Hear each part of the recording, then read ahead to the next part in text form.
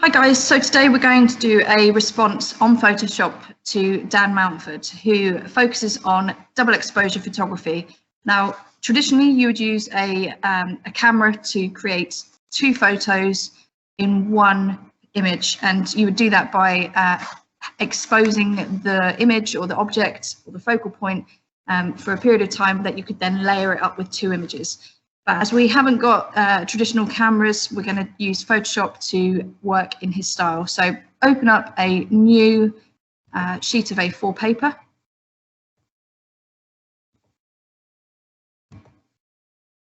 And then I want you to place a photo of a person, so a portrait image. You can reuse any of the ones that you've taken previously, but it needs to be a coloured image, preferably that you have taken and not taken off the internet. However, I'm going to use the Queen, as always.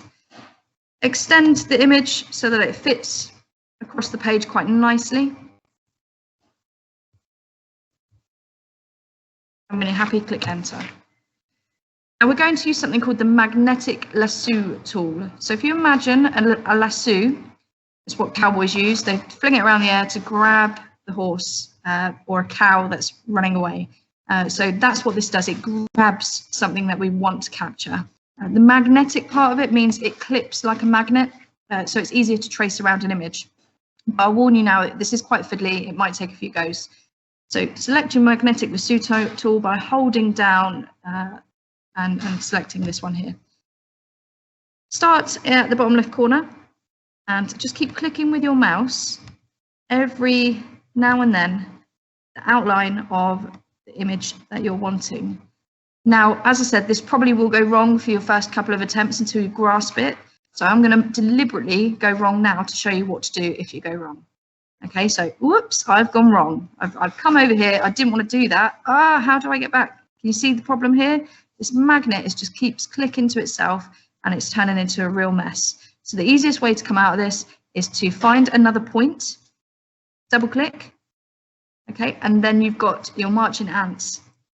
Use your marquee tool, that's the second one down, to just click, and that will remove the damage done. But you will then need to restart it. So again, bottom corner.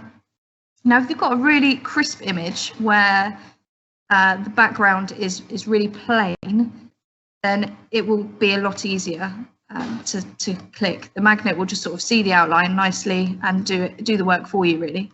This obviously, because it's got the flag behind it and some of those tones match the skin and the hair, it will be a little bit more fiddly.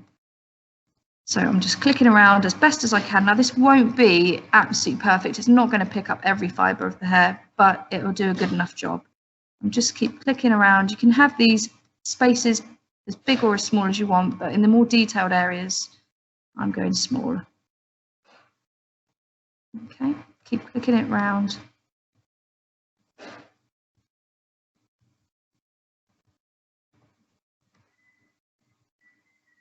See there, I didn't actually click at all. It's automatically, because that red is bouncing so much off her blazer, I can let the computer kind of do it for me in places.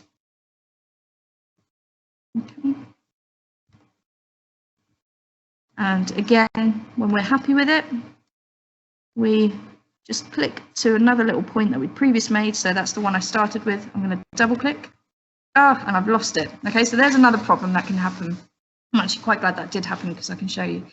If you double click too fast and you haven't quite hit the point, you're going to lose it. So you have to do it again. So I'm going to try and do it a little bit quicker. So it is a fiddly tool and it does take practice. So please don't get too stressed or upset if it takes you 10, 15 goes.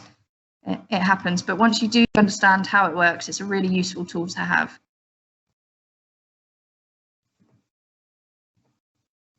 You can probably see that I'm speeding this up a lot quicker than before. It's just because the more you use it, the more confident you become with it.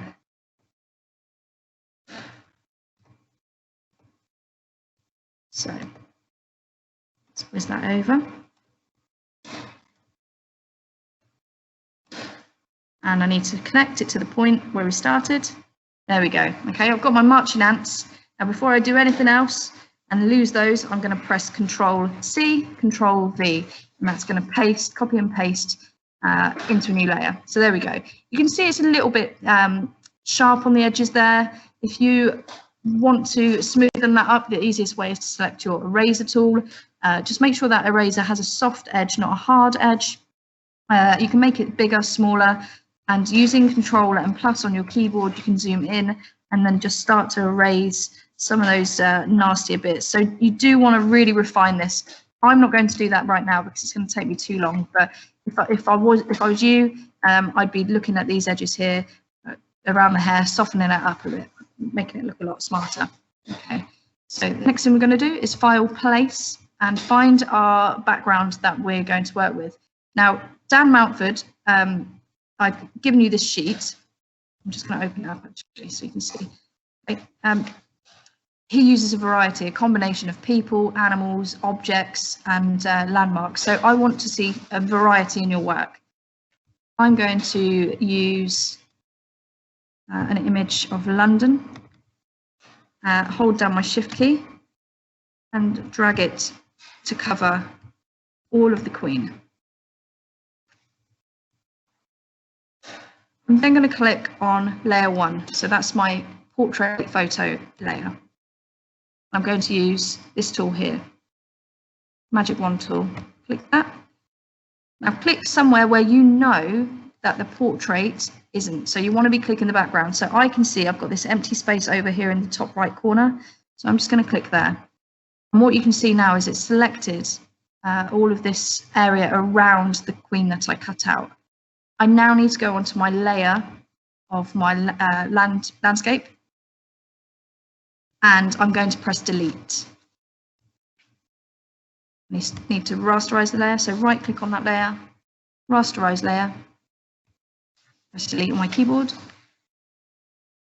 And you can see now I've got this silhouette of the Queen with Big Ben in the background.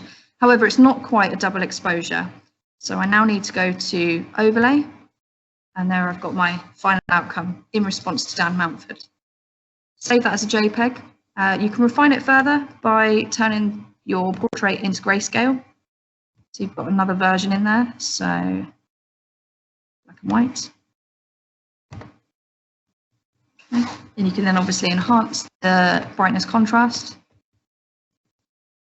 and bring out those darker tones in the face.